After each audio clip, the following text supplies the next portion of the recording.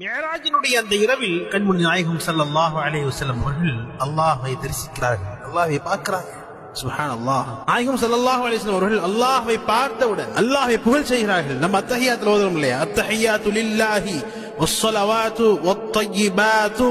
சொல்லால், செயலால், பொருளால் சார்ந்த எல்லா காணிக்கைகளும், எல்லா வணக்கங்களும், எல்லா பாராட்டுகளும் யா அல்லாஹ் உனக்கே உரியது என்பதாக சொன்னார். அதற்கு பிறகு அல்லாஹ் பேசிய முதல் வார்த்தை